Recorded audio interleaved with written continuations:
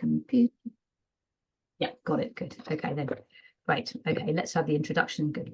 Hello, my name's Felicity Landon. I'm honoured to be talking today to Nancy Karigithu, who is Kenya's Special Envoy and Advisor on Maritime and the Blue Economy in the Executive Officer of the President. Nancy's got a truly distinguished career behind her in maritime and is someone who has really pushed the boundaries from the very start, I know from previous conversations. So welcome, Nancy, and thank you very much for giving up your time to IMPA. We're really delighted to be talking to you. Wow, thank you so much, Felicity, for those kind words. Yes, I am the one who is honored to be having this opportunity to have a chat with you. Lovely. Thank you. Great. Now I've got quite a few questions here for you because I know there's a lot we would love to talk about. But first of all, for me, you're well known as a champion of women in shipping, and you have undoubtedly led the way for other women to follow. How important has that been for you in your career, and why? Oh, let me start by saying that it took me a long time to get into the maritime sector because I am a lawyer, first of all, by training.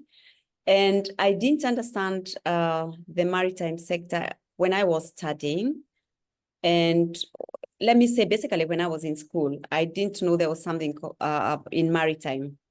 I chose to travel 700 miles away from home. I'm an inland person. If you know Kenya, Kenya is vast. And we've got all manner of climates, terrain, and therefore I grew on the mountainside, Mount Kenya, on the slopes of Mount Kenya, and that's very far away from the coast. Mm. So I was fascinated and I wanted to know Mombasa. So for my high school, I chose a school as far away from home as I could, and it happened to be the coast. And that's when I learned about the oceans. I'd heard about them and all the fables that go with it. But when I came, I didn't know about the career in maritime. And I became a state attorney in Mombasa because I came back. But I would see the people who worked at the coast, at the Kenya Ports Authority, because they were the most visible aspect of the maritime industry in Kenya. You know, they looked like they had good jobs. They were well paid, according to me, better than me, who was in government. And therefore I said, well, that's my next goal. I'll go into the port and work there. And that opened a whole new world for me. And that's when I learned, oh, their career, this can be a career. I remember when I was a state attorney and being around the courts, I heard about the concept of ship arrest. And I'm like, how do you arrest a ship? I thought you arrest people and put them in a jail somewhere, but a ship. So as now a lawyer working with the ports, I was able to expand my horizon and see what was possible. And then with it came the offer of a scholarship from the IMO to study law, maritime law at IMLI. And that opened a whole new world for me. And I wanted other women to also experience that. It happened that within my country, the scholarship program for studying at IMLI was global, yes, to support the developing countries in terms of their maritime administration.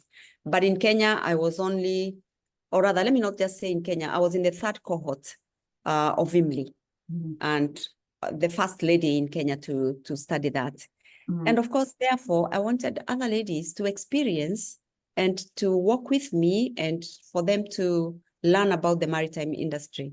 And therefore, I chose to become a champion, particularly of young girls. I remember this one time when this lady comes to me and tells me, oh, due to go to university, I've got 2 offers. One of them is to join the apprenticeship program for the port to become a ship pilot. But I've also been admitted to do law at the university. And everybody tells me that I would rather do law because then it will be shorter, that it will take me too long to qualify as a ship captain and there is no point to it. And I told her, stop it there. You will be the captain. Yeah. You will go into this apprenticeship program. She'd been taken as one out of a group of 19 boys. Oh. She was the only lady. And I told her, you will do this because it's going to be good for you and you will never regret it. She Yes. still remembers that conversation, Mm. and she's done well. So I consider it my duty and my responsibility to bring other ladies in the sector, particularly now when you learn that there is such a big gap. There is very few women doing this. And most important also, to be their role model, to let them know that it's not easy, but it's possible. And Yeah. for me, anytime I hit a roadblock, that's what keeps driving me, because I think of those ones looking behind, at the back of me. What's the message I'll be sending them if I give up? That it's not possible. Mm. And with that, I adjust my crown and tie up my laces and get on. Yes. So, But it seems very for you've had to really push forward. I mean, let's hope that people behind you have it a little bit easier, because it can't have been easy, especially at the very beginning when you first studied maritime law. Yeah. yes, it can be. It's not been easy. I can say that. If I had, let me say, a softer heart and mind, maybe I would have given up. And I remember the other day I was having a conversation with my husband, and he told me exactly that. I can't understand how you've kept on going on. And I'm like, well, first of all, he's been a pillar of support. He's been an encourager. He's a woman's friend. He encourages ladies. So I'm lucky that I got him in my corner. But then when I think of setting a bad example to the ladies that it's not doable, it encourages me to go on and to be the role model that they can look up to and say, if she did it, so can we. Yeah. And that is very, very important for me. Sure. Yeah. Yes. And I guess it's not just championing women. I mean, the actual industry itself sometimes needs a champion or two, because not everybody even knows about the maritime industry. Is that something you also feel strongly about? Let me tell you, if you're saying that sitting in London, that it's not an industry that a lot of people know about, you have no idea what it means being where we are in Kenya. And you're talking about the maritime industry, and nobody, I mean, let me not say nobody.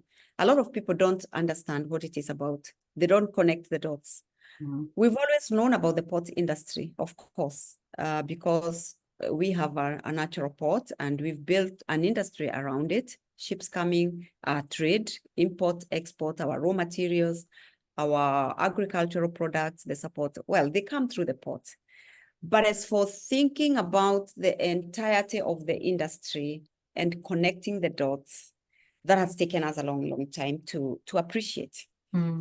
And especially now, we are in a better place because we're talking of the blue economy and it being one of the pillars of our economic growth. Yes, but that didn't happen overnight.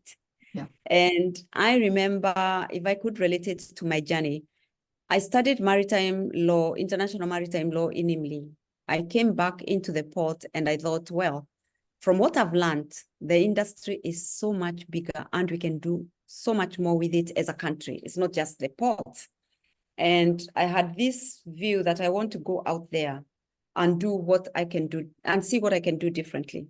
And therefore, at that stage, I established a law firm, a boutique law firm, and being trained in maritime, having the experience in the port, then at least the players now had somebody they could speak the same language. And therefore, I started attracting clients who are dabbling in the maritime industry. A few of them from the insurance perspective, because they insured the trade and now there are issues. So I could help them. But the big moment came when now IMO was also looking for experts in the region, in Africa, as it were, because they had this program of helping to establish strong maritime administrations on the continent. And one of the issues that held it back had been identified as not having the separation between the Ministry of Transport and the maritime component, because the maritime sector was banded up with aviation, with rail, with roads, and sort of got lost because it's happening far away from the capital where policy is created, and therefore not moving as fast as everybody would want it to be. And I remember when I was in the port, IMO had fielded a mission to come and help Kenya separate the maritime component from the Ministry of Transport to set a maritime administration, as it were. And I had been involved in that mission. We had been sent consultants from outside the country. And the viewpoint came, we send these consultants who come, spend 2 weeks, go do reports, and then they are sent to the same people who we are trying to capacity build. They may not be understanding. And when you come back again, the report is retrieved from somewhere, gathered a lot of dust, dust it, and we start again. So now the view was, can we develop homegrown consultant? And I was lucky. I became one of the consultants for IMO in Africa, and I worked with various governments in the region. Of course, beginning with my own country, because then when the next mission was fielded to Kenya, I went as an assistant consultant to learn on the job from people who'd been sent from UK and other places. And I was privileged then to work with many countries on behalf of IMO, Ethiopia, there was Ghana, there was the Seychelles, and Gambia, Zambia. And I'm like, okay, as we are doing this and I'm helping them to establish, and some of them are faster than others, Kenya, we were still behind. And yet we are being looked at as, if she's from Kenya, then of course, Kenya must be ahead. Yes. But I couldn't say that we are still having the same challenges. And therefore, we convinced government, 9/11 helped because of the ISPS code. And we said, this is the time now to separate maritime administration with the port administration and the ministry. And therefore, when Kenya Maritime Authority was set up, I said to myself, well, with all the experience under my belt, maybe I could do it quicker. I could establish the Kenya Maritime Authority faster, and the programs and the compliance issues. And that's what motivated me then to close my shop and get into government again. But this time at a place where I was better placed to make decisions and to influence policy. So I came back as the CEO of Kenya Maritime Authority, the first one. That was, I know you've spoken about that before, and how that you're making that sound really easy, but I know that when you took up that position, there was quite a lot of pushback here. Am I right? You can say that again, because a lot of people couldn't connect a lawyer, whether it's maritime law or not, but a lawyer coming in to do maritime administration when we've been having captains from master mariners, because it's like the people who had been given that role, well, the maritime administration role within the government and the ministry were captain of ships. So here comes this lawyer, a lady, and what does she know? And I remember somebody saying, she can't even get a job as a spanner boy on a ship. What does she think she can do? I haven't found it. And I said, what is a spanner boy, Nancy? Do you know? I haven't found out yet all these years, but it was said that I wouldn't qualify as a spanner boy on board a ship, and therefore, or what could I be doing? But the beauty about the maritime industry is you don't have to know everything. It's like the proverbial African elephant, small bites, but most important, work with the right people, get the right advice, and be able to bring it all together towards a purpose that we can all understand. So one of the issues we needed to do was to review the legislation, because would you believe it? We were operating with a legislation that we'd borrowed from our colonial days, which was the British Merchant Shipping Act that was made in 1895.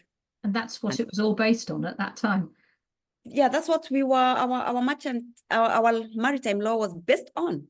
Well, it was the Merchant Shipping Act of Kenya, but it had been borrowed or fashioned under the Merchant Shipping Act of Britain of 1895.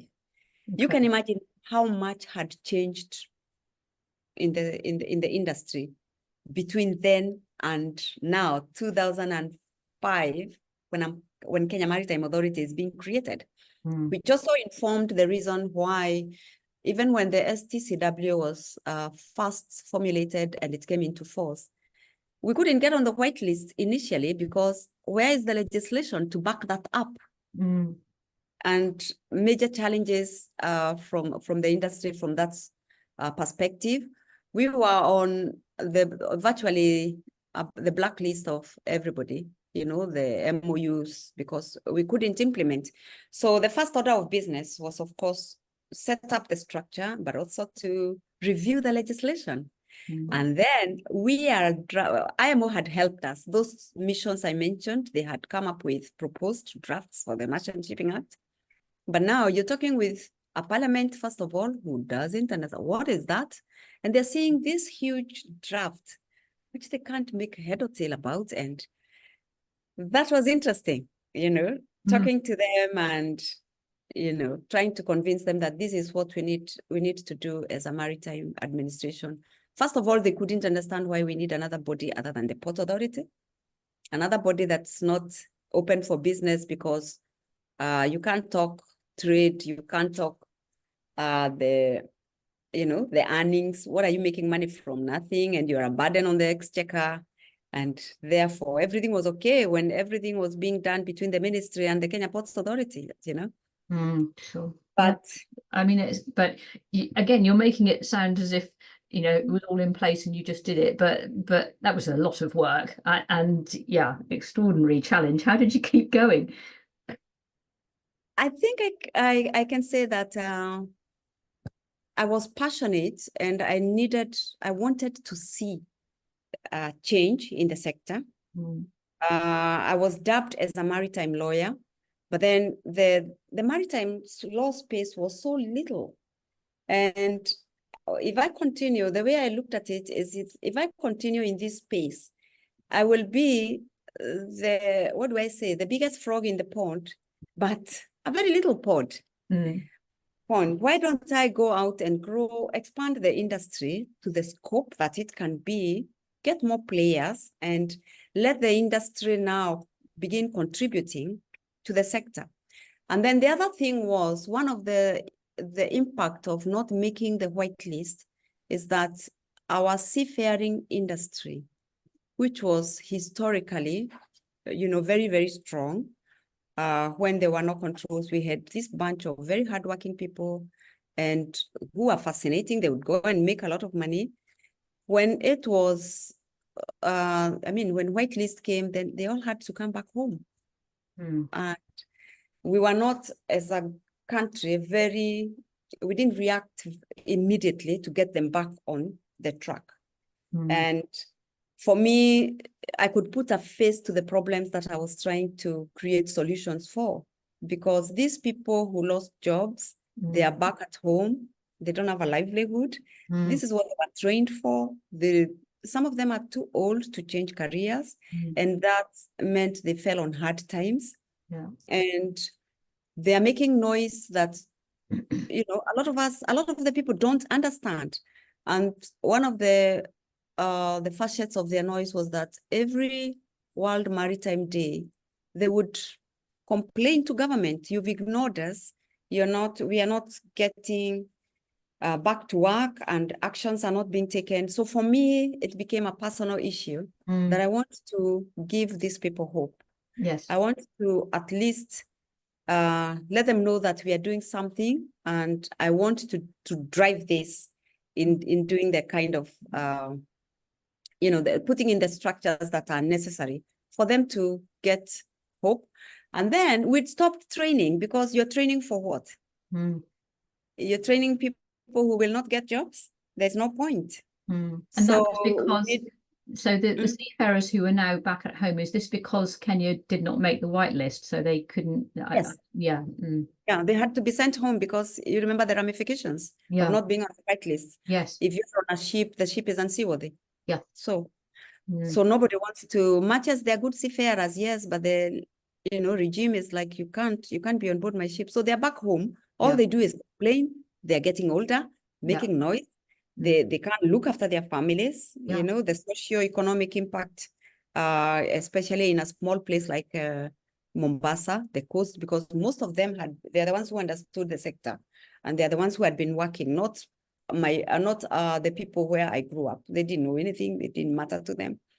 But in my mind, I was like, I can make a difference, or I can break my leg trying to make a difference, because I've seen it working elsewhere. Tanzania got on the white list out of the reports I did, the technical assistance that IMO gave them and which I implemented. So we did the legislation, we helped them to set up the independent maritime administration, and they were able to go and argue their case before the IMO to tell them, look, the law may not have been passed by Parliament, but this is what we are doing. It's gone through the first reading, it's going through the second reading, and we are confident by this time it will go through the third reading. But that's a contribution I had made, and yet I couldn't do it in my own country.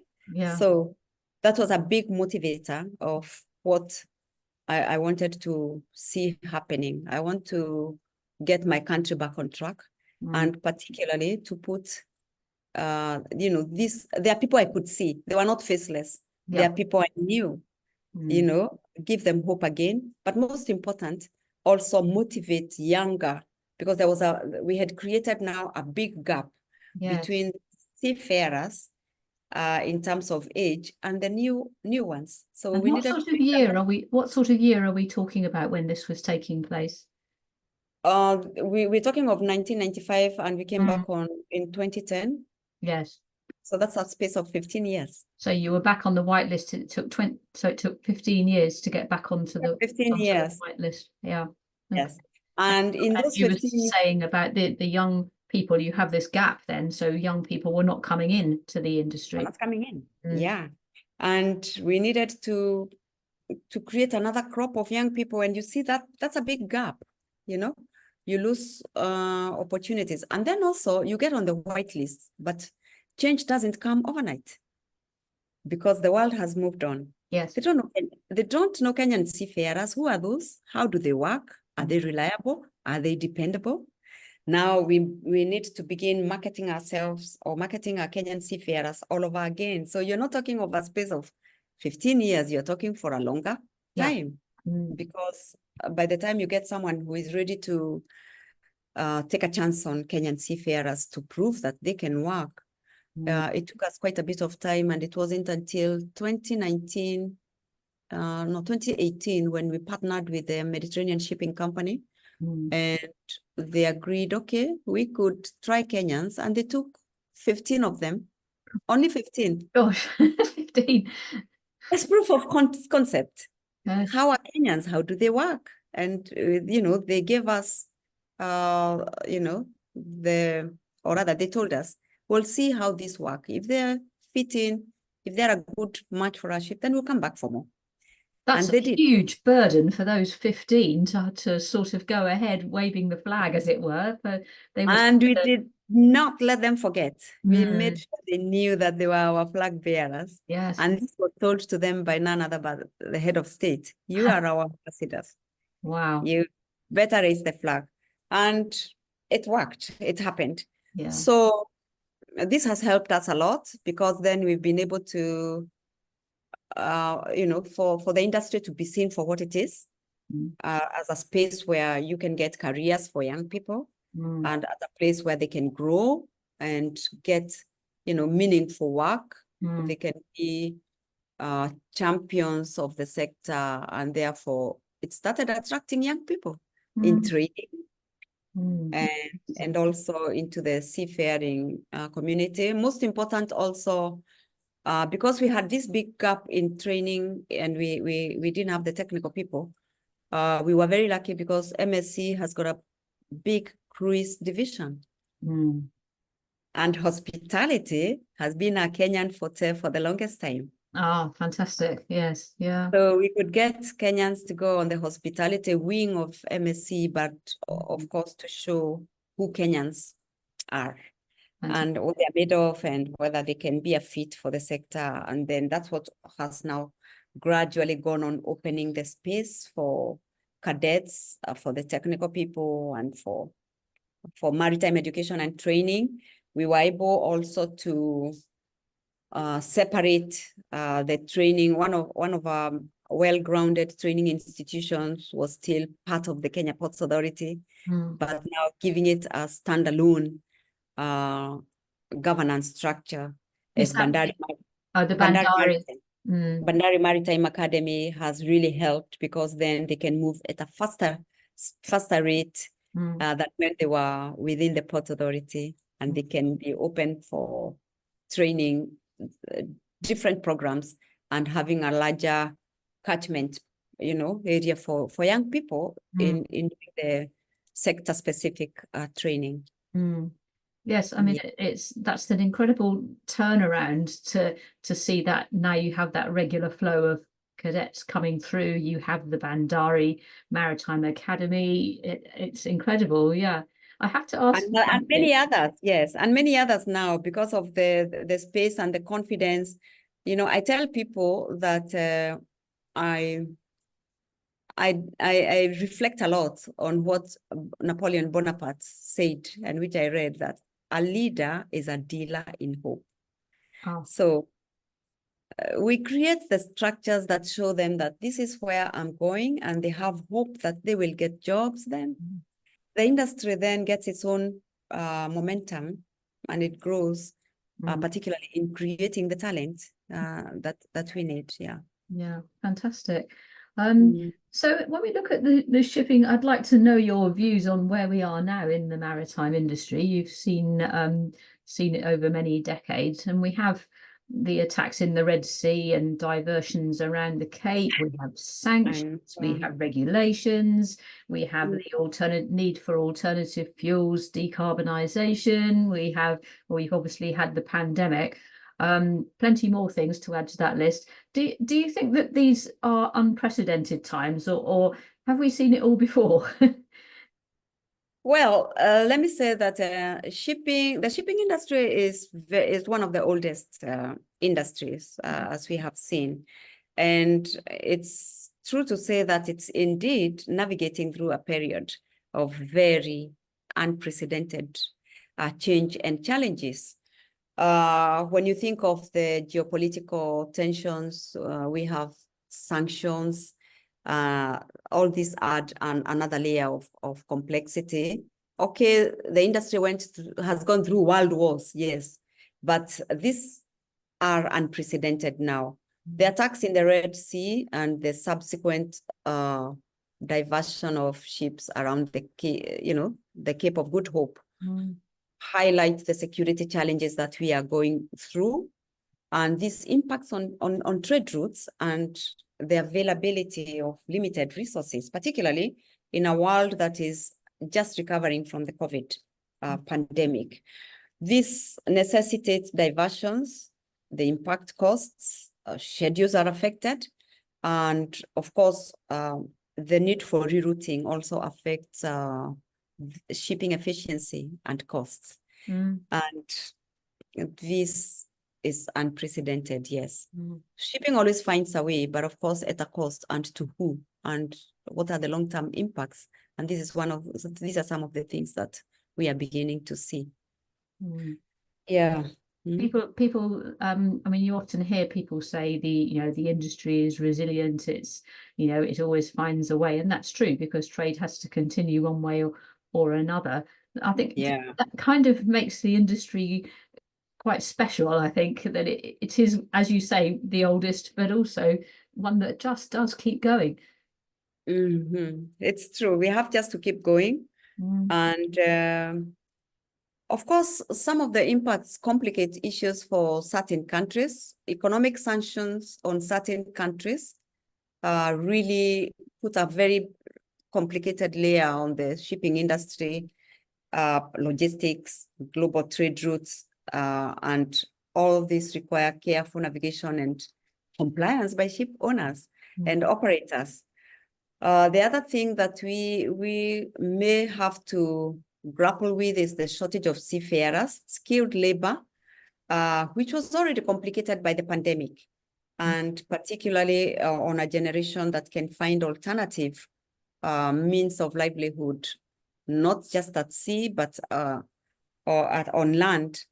So this affect them because crew change is affected, travel restrictions or, longer operational challenges, and therefore maybe having to stay longer. So it may result in shortage of crew. And then we also have the decarbonization agenda, which is also adding extra pressure on them when they move to comply with the international decarbonization targets. And therefore, all these add another layer of complexity. Now we've seen the European Union emission trading system, the ETS. It's another layer of complexity and financial considerations for ship owners that drives the need for emission reduction strategies. When we think of the levies and how they are going to, necessary because we must move towards decarbonization, how does it affect some regions? Will there be an inequitable impact? For example, when you think of a levy on a country or a region that is relying so much on food imports, when you think of staples like rice wheat and corn that move around in big quantities around the world, how will those sanctions and levies and, the financial sanctions affect that? Will we have food security still? How will we manage that? So those are some of the issues that you see. Well, shipping is resilient, but then the impact also are things that we need to consider and think about. Yeah. Yeah. And the whole, Let me say, sorry, go on. Yeah, just to add that it calls for a lot of adaptability, innovation, and most important, strategic planning, investment in technology by the ship owners and operators, technology, infrastructure, and also active participation in discussions so that as much as possible, we can come up with the solutions that will create the least havoc or where we can get equitability in the sector. Sure. Yeah. And there's a great deal of talk about the equitable transition. Is that the right expression? Yes, a fair transition anyway. Yes, that doesn't affect smaller states more badly. Yeah, difficult. Yeah.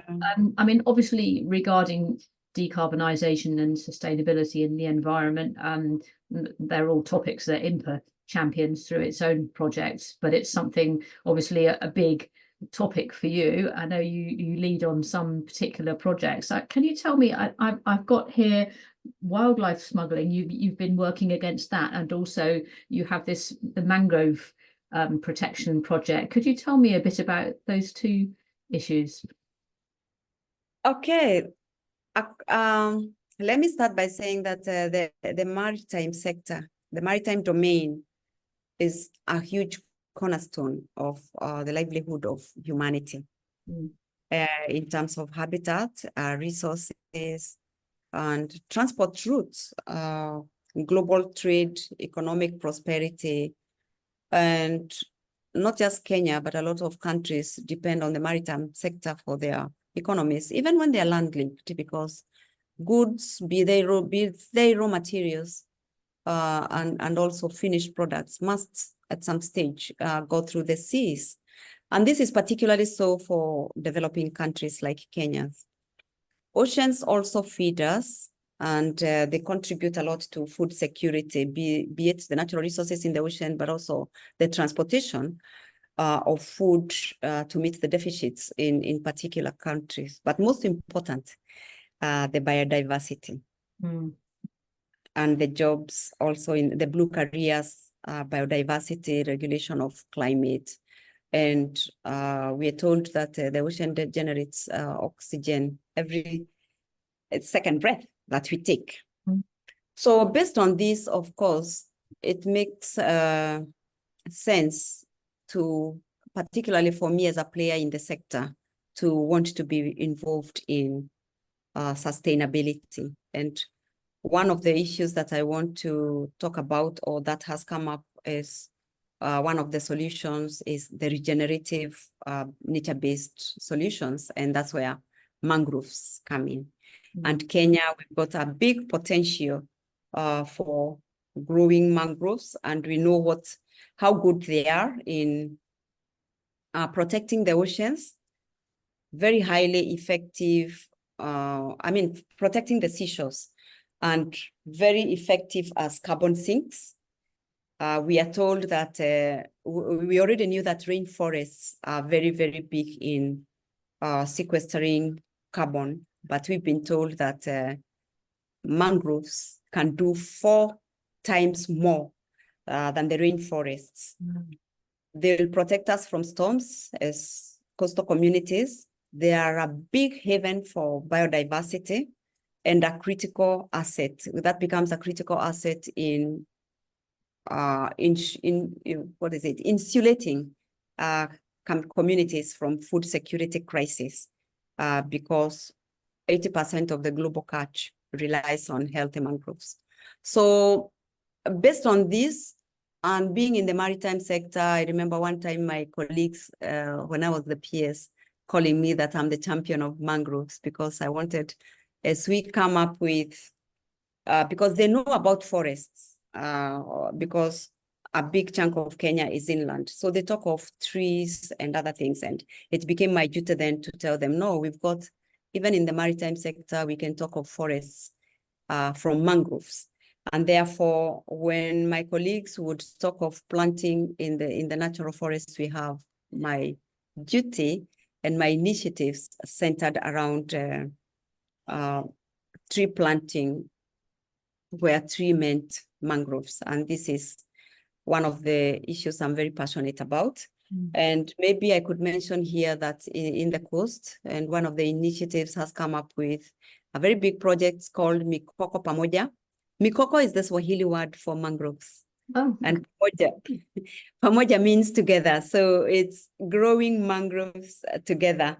And this is a very innovative mangrove conservation project in southern Kenya, and which has been able to demonstrate that we can fight climate change, conserve biodiversity, and improve the livelihoods of local communities through the sale of carbon credits, while also that project has also incorporated seagrass conservation. So that's also one of the things that I'm passionate about.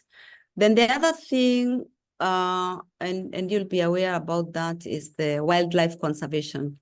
When we were growing up, when I was a child, one of the things and one of the stories we would hear, or it's part of our Kenyan culture, is wildlife. And we talk about the big 5, because we've got a variety of wildlife, but the ones that stick out most are the big 5 animals, the large mammals, the elephants, the rhinos, the buffaloes, and the giraffes.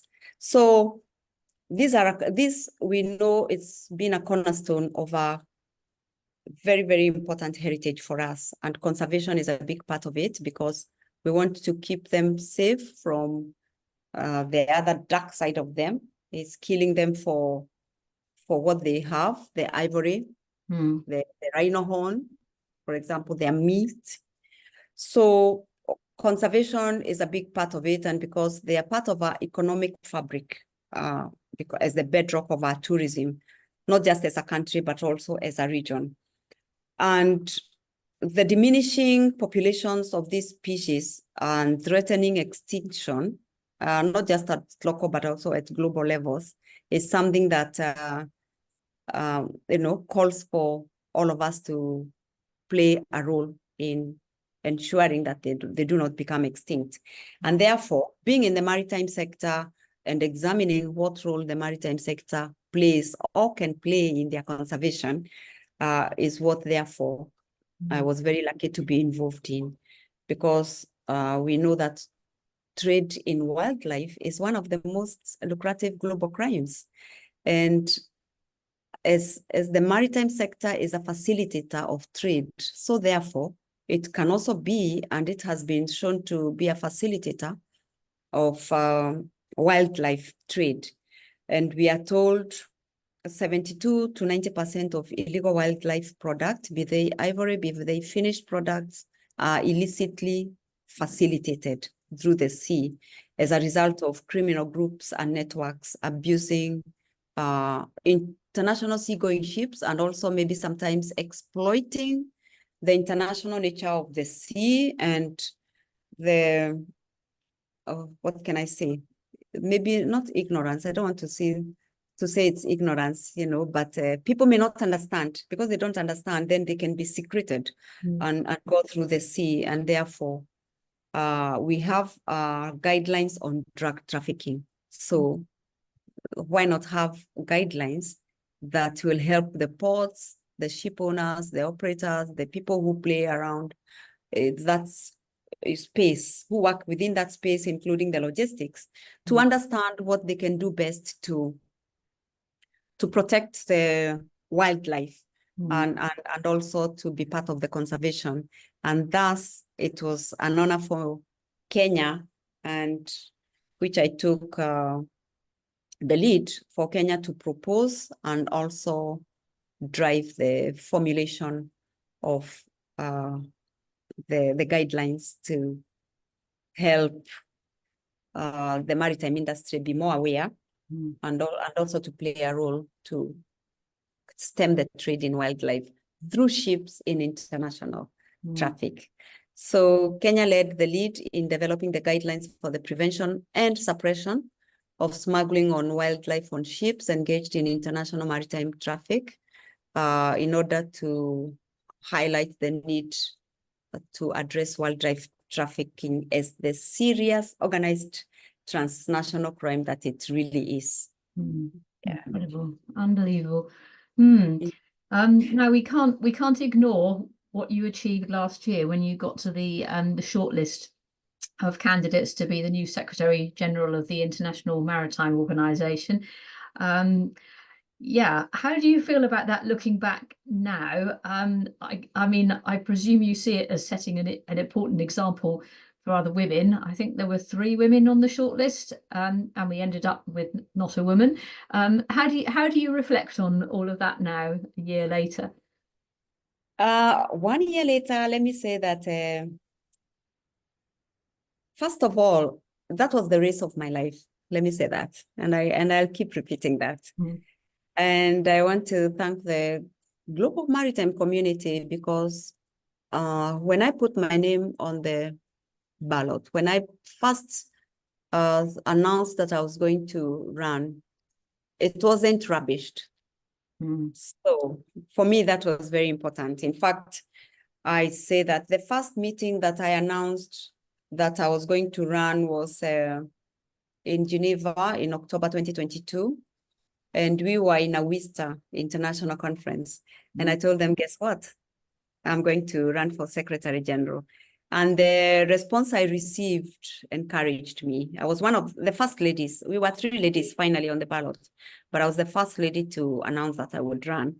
And I want to say that the response that I received really encouraged me that it's not a fly-by-night idea. And I was in the right place.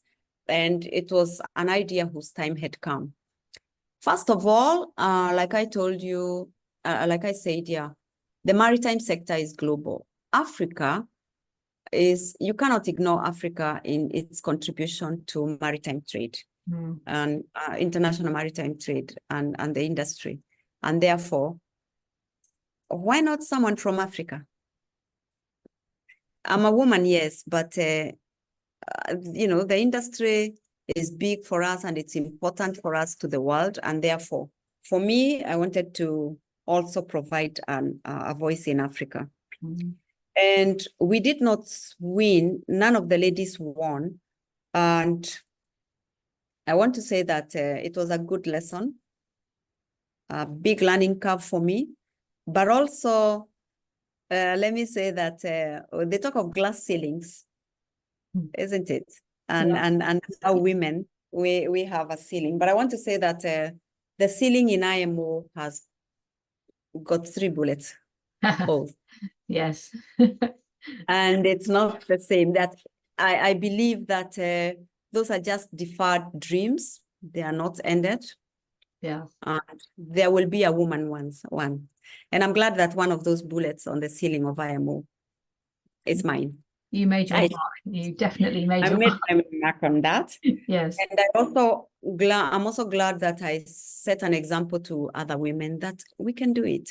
It may not have been me. It may not be me even in the future.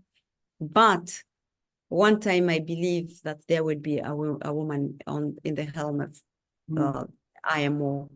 And so it's a deferred dream, Yes. not a finished dream. But is it a deferred dream for you? Could you apply again? That I may not say now, but I think I speak for a constituency that knows that it will happen. Yes, yes. It can happen, yeah. Exactly, yes. And I believe that the three of us set an example to others in wherever we are, that we can do it and we can stand ground and push to the end. Yeah, yes. Sure. Yeah. So let me say that even if the election did not turn out the way many of us had hoped, I still remain grateful for the experience and also for the hope it engendered and for the example it set to young girls that it can be done. Yes, yeah, fantastic. A huge learning curve. Yes, definitely. So what happens next? I know you've described your career as full of joyful moments, but I mean, you're clearly a joyful person, so maybe whatever you did, that might apply. But what would you like to achieve next? What would bring you the greatest joy? Let me say that my greatest joy now is being able to do my pet projects, the things I love. And I want to say right on the top of the list is impacting young people.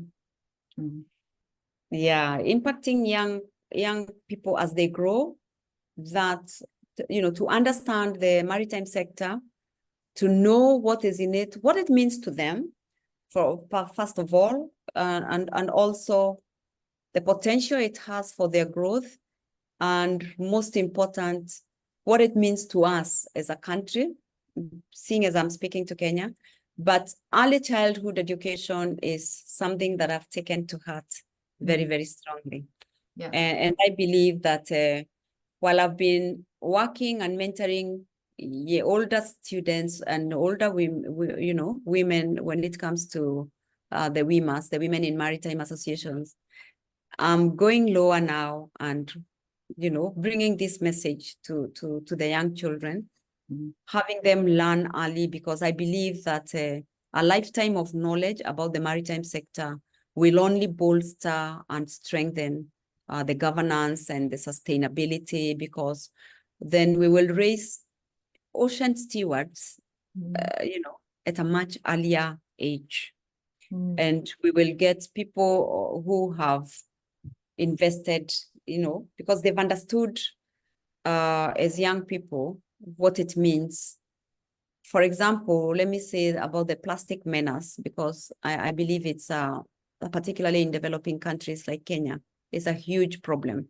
And even as we, even as we have laws and legislation, I know Kenya took a guillotine action and just cut off production of and sale of single-use plastics. But with the oceans and what it means, it's research has shown us that it carries plastics from all over and, deposits it in our shores, and therefore for children to be champions of the fight against plastic, we need for them to grow up knowing that this is what it means. And therefore, that's the one thing that I want to do, to impact on young people and carry them along at a much earlier age. Yeah, fantastic. Yeah. Plenty to do still then, isn't there? So much to do, such little time.